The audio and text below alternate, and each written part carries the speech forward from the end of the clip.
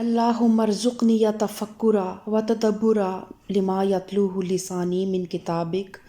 والفہم لہ والمعرفۃ بمعانیہ والنظر فی عجائبہ والعمل بذلک ما بقیت انک علی کل شیء قدیر۔ اے اللہ، تیری کتاب میں سے میری زبان جو پڑھتی ہے اس میں مجھے تفکر، تدبر اور اس کی سمجھ عطا فرما، اور اس کے معنوں اور عجائبات کی پہچان کروا، اور جب تک میں زندہ ہوں اس کے مطابق عمل کروں۔ بے شک تو ہر چیز پر قدرت رکھنے والا ہے۔ آمین۔ سورۃ الانعام آیت نمبر 21 سے آج ہم اپنے لیکچر کا آغاز کریں گے، اور پچھلے لیکچر میں ہم نے مشرکین مکہ کی توہمانہ ذہنیت کے متعلق پڑھا کہ کس طرح وہ توہمات کا شکار تھے اور کس طرح وہ حق کو جھٹلاتے تھے اور شرک کرتے تھے، حالانکہ وہ ایک رب، ایک اللہ کو بھی مانتے تھے، لیکن اس کے باوجود چھوٹے چھوٹے بتوں کو اور ہستیوں کو جو ان کی اپنی دور کی برگزیدہ لوگوں کے بت انہوں نے بنائے ہوئے تھے، ان کو وہ اللہ کا مددگار اور اپنا سفارشی سمجھتے تھے اللہ کے حق میں۔ تو آج سورۃ الانعام میں اسی موضوع کا مزید تسلسل ہے، اور بہت زیادہ جو ہے نا وحدانیت پر زور دیا گیا ہے۔ تو اعوذ باللہ من الشیطان الرجیم، بسم اللہ الرحمن الرحیم۔ وَمَنْ أَظْلَمُ مِمَّنِ افْتَرَىٰ عَلَى اللَّهِ كَذِبًا أَوْ كَذَّبَ بِآيَاتِهِ إِنَّهُ لَا يُفْلِحُ الظَّالِمُونَ۔ جن لوگوں کو ہم نے کتاب دی ہے وہ اس بات کو اس طرح غیر مشتبہ طور پر پہچانتے ہیں جیسے ان کو اپنے بیٹوں کے پہچاننے میں کوئی اشتباہ پیش نہیں آتا، مگر جنہوں نے خود اپنے آپ کو خسارے میں ڈال دیا ہے وہ اسے نہیں مانتے۔ تو آغاز میں مشرکین مکہ پر اللہ تعالیٰ بار بار ان کی مذمت فرما رہا ہے، اور پھر ساتھ ہی اہل کتاب کا بھی ذکر، کیونکہ مدینہ میں ساتھ اہل کتاب سے بھی مسلمانوں کو ہر وقت واسطہ پیش آتا تھا، اور اہل کتاب یہود جو تھے وہ اللہ تعالیٰ کو بھی پہچانتے تھے، اور نبی کریم صلی اللہ علیہ وسلم کا ذکر بھی ان کی کتب میں موجود تھا، لیکن اس کے باوجود وہ حق کو جھٹلاتے تھے، اور وہ بھی کہیں نہ کہیں شرک کا شکار ہو چکے تھے۔ کچھ نے اپنے انبیاء کو اللہ کا بیٹا قرار دے دیا، کچھ نے اپنے انبیاء کو خدا ہی قرار دے دیا۔ تو اللہ تعالیٰ اب مشرکین مکہ کے ساتھ ساتھ ان کا بھی ذکر کر رہا ہے کہ جن کو کتاب دی تھی وہ بھی اس بات کو کہ اللہ وحدہ لا شریک ہے اس طرح غیر مشتبہ طور پر پہچانتے ہیں جیسے ان کو اپنے بیٹوں کے پہچاننے میں کوئی اشتباہ پیش نہیں آتا۔ ان کو اس چیز کا بالکل قطعی علم ہے کہ اللہ ایک ہی ہے اور خدائی میں اس کا کوئی شریک نہیں ہے۔ جس طرح کسی کا بچہ بہت سے بچوں میں ملا جلا ہوا کھڑا ہونا تو وہ اسے فوراً پہچان لے گا کہ اس کا اپنا بچہ کون سا ہے، اس طرح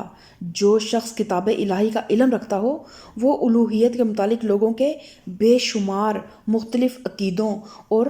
نظریوں کے درمیان بلا شک یہ پہچان لیتا ہے کہ ان میں سے امر حق کون سا ہے۔ اور اس شخص سے بڑھ کر ظالم کون ہوگا جو اللہ پر جھوٹا بہتان لگائے،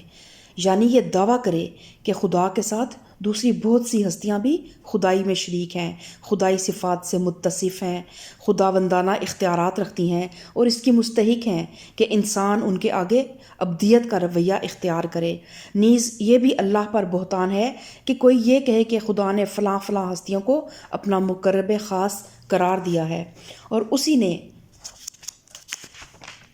یہ حکم دیا ہے یا کم از کم وہ اس پر راضی ہے کہ ان کی طرف خدائی صفات منسوب کی جائیں اور ان سے وہ معاملہ کیا جائے جو بندے کو اپنے رب کے ساتھ کرنا چاہیے۔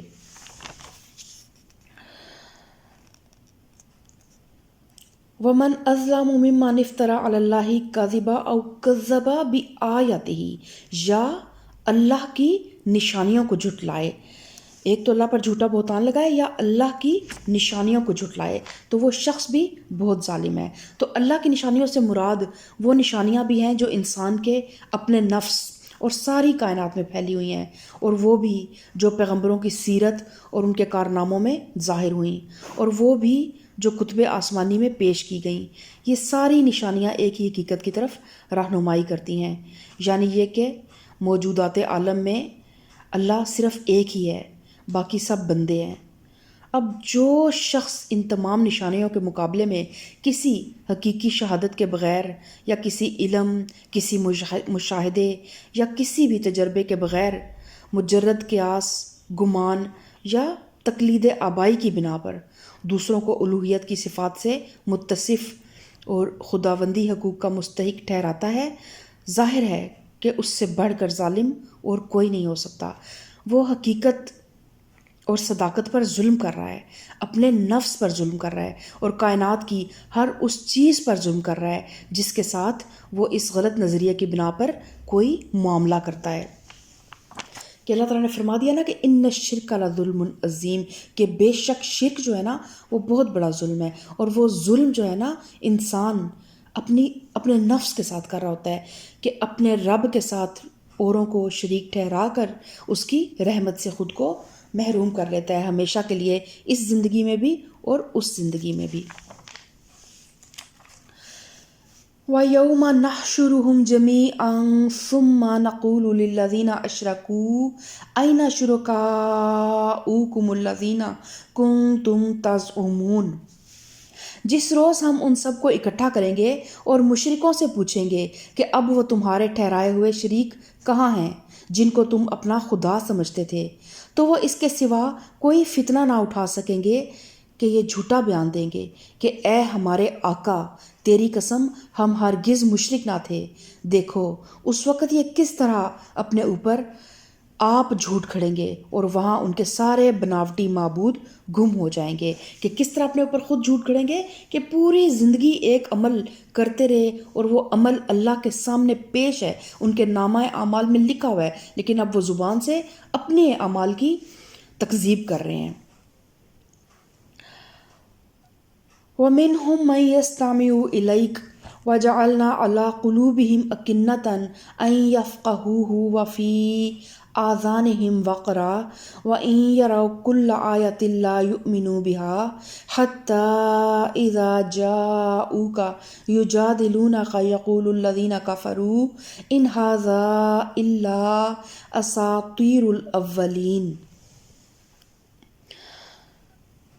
ان میں سے بعض لوگ ایسے ہیں جو کان لگا کر تمہاری بات سنتے ہیں، مگر حال یہ ہے کہ ہم نے ان کے دلوں پر پردے ڈال رکھے ہیں جن کی وجہ سے وہ اس کو کچھ نہیں سمجھتے، اور ان کے کانوں میں گرانی ڈال دی ہے کہ سب کچھ سننے پر بھی کچھ نہیں سنتے۔ تو آپ صلی اللہ علیہ وآلہ وسلم کو اللہ تعالیٰ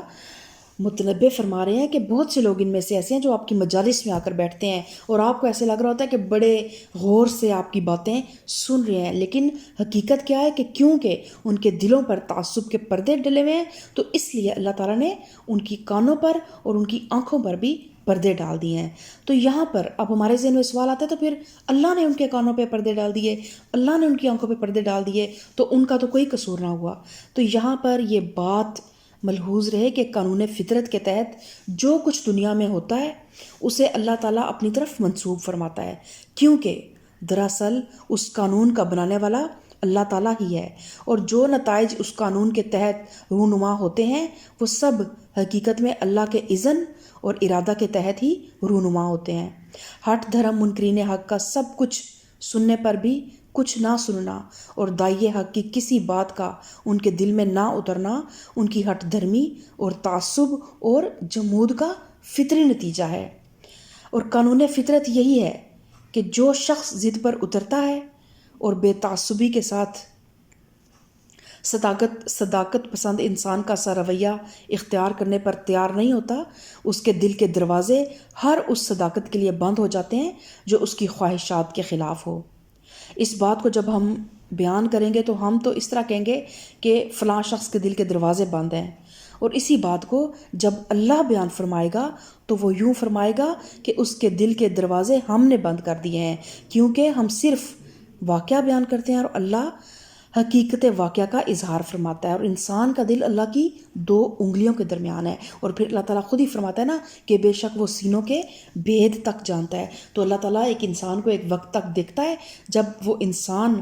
اپنے دل کے اوپر سے تعصب کے پردے نہیں ہٹاتا، تو پھر اللہ تعالیٰ اس کے دل پہ ہمیشہ ہمیشہ کے لیے کفر لگا دیتا ہے۔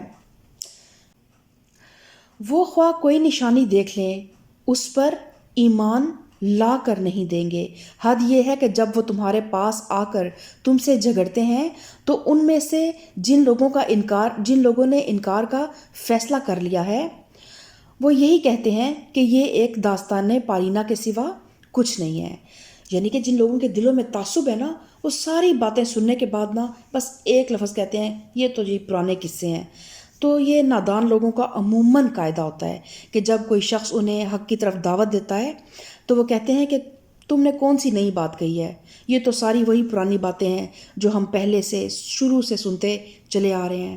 گویا ان احمقوں کا نظریہ یہ ہے کہ کسی بات کے حق پر ہونے کے لیے ضروری ہے کہ وہ نئی ہو، اور جو بات پرانی ہے وہ حق نہیں ہے،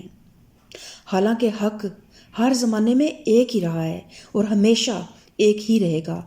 اللہ کے دیے ہوئے علم کی بنا پر جو لوگ انسانوں کی رہنمائی کے لیے آگے بڑھے ہیں وہ سب قدیم ترین زمانے سے ایک ہی امر حق کو پیش کرتے آ رہے ہیں کہ اللہ ایک ہے، وحدہ لا شریک ہے، اور آئندہ بھی جو اس منبع علم سے فائدہ اٹھا کر کچھ پیش کرے گا وہ اسی پرانی بات کو دہرائے گا۔ البتہ نئی بات صرف وہی لوگ نکال سکتے ہیں جو اللہ کی روشنی سے محروم ہو کر ازلی اور ابدی حقیقت کو دیکھ نہیں سکتے اور اپنے ذہن کی افتراء سے کوئی بھی نظریات گھڑ کر انہیں حق کے نام سے پیش کرتے ہیں۔ اس قسم کے لوگ بلا شبہ ایسے نادرہ کار ہو سکتے ہیں کہ وہ بات کہیں جو اس سے پہلے دنیا میں کسی نے نہ کہی ہو، لیکن نئی بات کا مطلب یہ نہیں کہ اس کا حق سے بھی کوئی تعلق ہے۔ حق وہی ہے جو اس قرآن سے ثابت ہے، جو نبی کریم صلی اللہ علیہ وسلم کی احادیث سے ثابت ہے اور ان کی سنت سے ثابت ہے۔ وَهُمْ يَنْهَوْنَ عَنْهُ وَيَنْأَوْنَ عَنْهُ وَإِنْ يُهْلِكُونَ إِلَّا أَنفُسَهُمْ وَمَا يَشْعُرُونَ۔ وہ اس امر حق کو قبول کرنے سے لوگوں کو روکتے ہیں اور خود بھی اس سے دور بھاگتے ہیں، اور وہ سمجھتے کیا ہے کہ وہ اپنی اس حرکت سے آپ صلی اللہ علیہ وسلم کا یا دین اسلام کا کچھ بگاڑ رہے ہیں۔ لیکن اللہ کیا فرماتا ہے؟ حالانکہ دراصل وہ خود اپنی ہی تباہی کا سامان کر رہے ہیں مگر انہیں اس کا شعور نہیں ہے۔ کاش تم اس وقت کی حالت دیکھ سکتے جب وہ دوزخ کے کنارے کھڑے کیے جائیں گے۔ اس وقت وہ کہیں گے کہ کاش کوئی صورت ایسی ہو کہ ہم دنیا میں پھر واپس بھیج دیے جائیں اور اپنے رب کی نشانیوں کو نہ جھٹلائیں اور ایمان لانے والوں میں شامل ہو جائیں۔ در حقیقت یہ بات وہ محض اس وجہ سے کہیں گے کہ جس حقیقت پر انہوں نے پردہ ڈال رکھا تھا وہ اس وقت بے نقاب ہو کر ان کے سامنے آ چکی ہوگی، ورنہ اگر انہیں سابق زندگی کی طرف واپس بھیجا جائے تو پھر وہی سب کچھ کریں گے جس سے انہیں منع فرمایا گیا ہے۔ تو پچھلے لیکچر میں بھی ہم نے پڑھا کہ سارا کچھ جو ہے نا، انسان کی ساری آزمائش غیب ہے، غیب پہ یقین انسان لے کے آنا ہے۔ جب یہ روز قیامت اللہ کو اپنے روبرو دیکھ لیں گے، حساب کتاب کو ہوتا ہوا دیکھ لیں گے، تو پھر تو کوئی کٹے سے کٹا کافر بھی جو ہے نا وہ انکار کی جرت نہیں کر سکتا۔ تو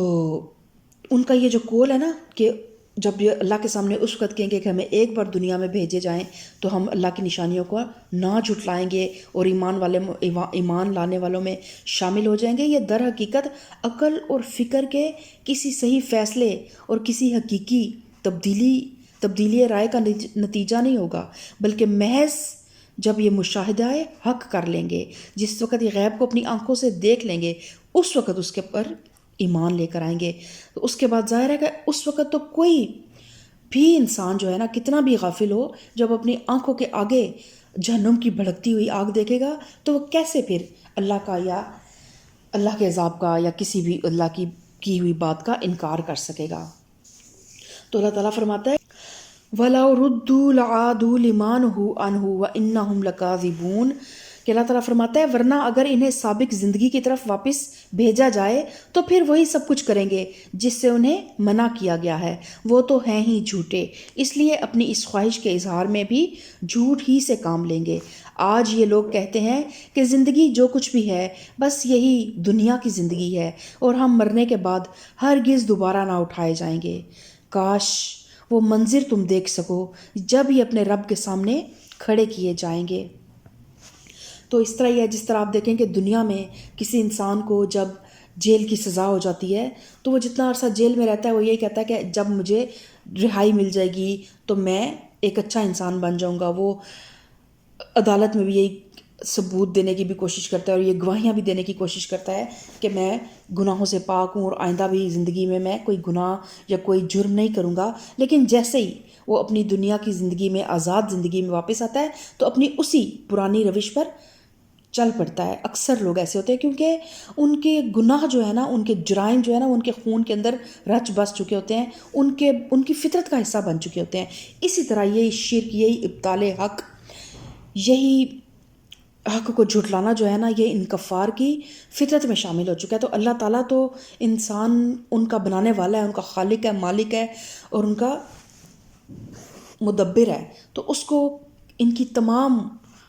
اس دنیا کی زندگی کی حرکات کا بھی پتہ ہے اور اس دنیا کے بعد جو رویہ یہ اس زندگی میں اختیار کریں گے اس کا بھی پتہ ہے کہ وہ کیا کریں گے، اور اللہ تعالیٰ کو یہ بھی پتہ ہے حالانکہ وہ واپسی ہونی نہیں ہے، لیکن جس کا یہ خواہش کرتے ہیں نا کہ ہمیں واپس بھیجا جائے تو یہ پھر بھی وہی کریں گے، کیونکہ ان کے کانوں پر اور ان کے دلوں پر اور ان کے آنکھوں پر مہر لگ چکی ہے۔ قال الیس ھذا بالحق قالوا بلا وربنا قال فذوقوا العذاب بما کنتم تکفرون۔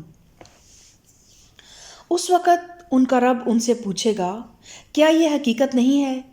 یہ کہیں گے ہاں اے ہمارے رب یہ حقیقت ہی ہے۔ وہ فرمائے گا اچھا تو اب اپنے انکار حق کی پاداش میں عذاب کا مزہ چکھو۔ اب یہاں پہ بے شک اللہ تعالیٰ مشرکین مکہ کی روش کا ذکر کر رہا ہے، ان لوگوں کا جو اس دور میں شرک کیا کرتے تھے، چاہے وہ مکہ کے بدو تھے اور چاہے وہ اہل کتاب تھے۔ تو دیکھیں ادھر سے ہمیں یہ بھی پتہ چلتا ہے کہ اہل کتاب بھی جب کتاب سے دور ہو جاتے ہیں تو وہ شرک میں پڑ جاتے ہیں، اور شرک جو ہے وہ ایسا ہے کہ آپ صلی اللہ علیہ وسلم کی حدیث کا مفہوم ہے کہ جیسے سیاہ رات میں سیاہ پتھر پر سیاہ چیونٹی چل رہی ہو نا، تو جس طرح اس کو پہچاننا یا اس کو دیکھنا ہمارے لیے ناممکن ہے، اس طرح شرک بھی اتنا ہی زیادہ باریک اور اتنا ہی زیادہ جو ہے نا اس کو ہم نہیں جان سکتے، ہمیں پتہ ہی نہیں چل رہا ہوتا کہ ہم کہاں کہاں پہ شرک کر رہے ہوتے ہیں، اور بعض اوقات تو ہم اپنے نفس کو اپنے رب کا شریک ٹھہرا لیتے ہیں، ہم اپنی خواہشات کو اپنے رب کا شریک ٹھہرا لیتے ہیں۔